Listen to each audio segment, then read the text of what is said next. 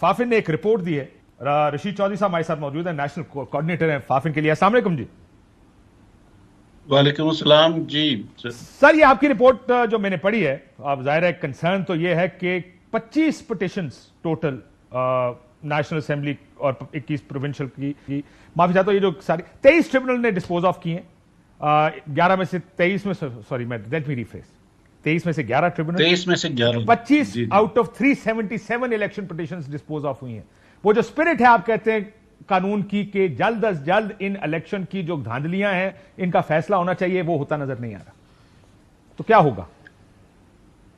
جی اس میں جو پچھلے سال اگست میں پارلیمنٹ نے ایک ترمیم کی تھی الیکشنز ایکٹ میں, اس میں سب سے زیادہ جو زور تھا وہ اس ڈسپیوٹ ریزولوشن میکنزم کو ریفائن کرنے پہ تھا. اس میں 120 دن سے 180 دن کیے گئے, اس میں پروٹیکشن پرووائڈ کی گئی ایڈجرنمنٹس کے اگینسٹ, کہ بہت زیادہ ایڈجرنمنٹس نہیں لے سکتی پارٹیز, اور ایون سیف گارڈ پرووائڈ کیا گیا کہ اگر کوئی انجیکٹو آرڈرز ہیں, اسٹے آرڈرز کو دے دیتی ہیں عدالتیں, تو وہ بھی خود بخود 6 مہینے میں ویکیٹ ہو جائیں گے. تو ان سب کے باوجود سب سے بڑا تو قانون یہ بنایا گیا کہ ہائی کورٹ کے ججز کے ٹریبونلز بنیں گے, اور جی ہائی کورٹ کے سرونگ ججز ہوں گے. جی بالکل. اب آ کے انہوں نے کہا کہ نہیں جی ریٹائرڈ ججز بھی لے سکتے ہیں, کیونکہ اب انہیں پتا لگا کہ زیادہ چیزیں تو ہمارے خلاف جائیں گی اگر ججز آ گئے, جس طرح انہوں نے فارم 45 لینے شروع کر دیا. یہ شک موجود تھی پہلے سے. اچھا اس میں لیکن آپ نے چینج کیا نا اس کو, تھی, اور لیکن آپ نے اس کو بدلا نا جی. بدلا نہیں, اسے اصل حالت میں بحال کیا, نکل گئی تھی, اب دوبارہ واپس لائیں گے,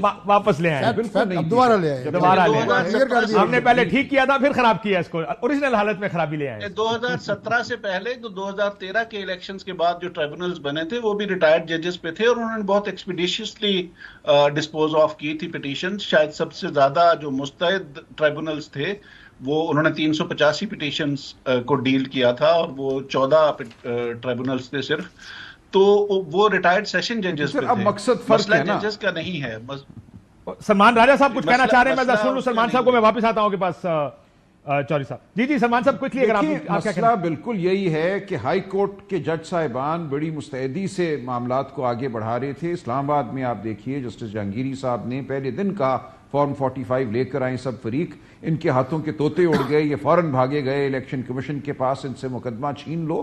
تو اصل معاملہ یہ ہے, یہ نہیں چاہتے کہ یہ مقدمے چلیں. میرا مقدمہ پڑا ہوا ہے ابھی تک, اس میں ایک ہیئرنگ نہیں ہو سکی نوٹس کے بعد. سپریم کورٹ نے اسٹے کر دیا ہے پنجاب میں تمام ٹرائیبیونلز کو کام کرنے سے. تو بالکل ایک یہ سوچی سمجھی ایک حکمت عملی ہے کہ ان ٹرائیبیونلز کو کام نہیں کرنے دینا, ان سے مقدمے چھین کر ریٹائرڈ ججوں کو دینے ہیں. اور اس وقت جو حالات ہیں اس میں بالکل نظر آ رہا ہے کہ ریٹائرڈ ججوں کو یہی ہدایت ہوگی کہ آپ نے کام نہیں کرنا, اور ہمیں کوئی اعتبار نہیں ہوگا, کوئی اعتماد نہیں ہوگا اس صورت میں جب آپ حاضر سروس ججوں سے چھین کر مقدمے دیتے ہیں ریٹائرڈ ججوں کو. کسی چیف جسٹس نے نہیں کہا کہ ہمارے اوپر کام کا بوجھ بہت زیادہ ہے, ہم یہ مقدمے نہیں سن سکتے, بلکہ چیف جسٹس, 2 چیف جسٹس نے سر پنجاب میں ٹریبونلز اب انہوں نے بدل دیا ہے, سٹنگ ججز کے اناؤنس کیے, اور ای سی پی اس کو نوٹیفائی نہیں کر رہا تھا. چودھری صاحب آپ کو کدھر جاتا نظر آ رہا ہے یہ معاملہ؟ دراصل اصل میں آپ ظاہر الیکشن میں بڑی نظر, ایک سلمان اکبر راجہ صاحب سے ایک سوال پوچھ سکتے ہیں؟ آپ سوال پوچھ لیں. جو آپ نے کہا نا کہ 2 چیف جسٹس صاحبان نے ججز پہ مشتمل, ہائی کورٹ ججز پہ مشتمل ٹرائیبیونل اناؤنس کیے, کیا چیف جسٹس صاحبان مجاز ہیں ٹرائیبیونل اناؤنس کرنے کے, یا الیکشن کمیشن مجاز ہے؟ سلمان صاحب یہ سوال ہولڈ کر لیں, میں ذرا رشید چودھری صاحب سے بات کر لوں, پھر ان کو جانا, پھر ہم یہ معاملہ پھر آگے ڈسکس کرتے ہیں اگلے سیگمنٹ. چودھری صاحب آپ کو کیا لگ رہا ہے کہ یہ معاملہ, کیا اب یہ ہم اگلے 5 سال ٹریڈیشنلی جیسے پاکستان میں ہوتا ہے کہ فیصلے نہیں ہوں گے, یہ بھی ادھر ہی جا رہا ہے؟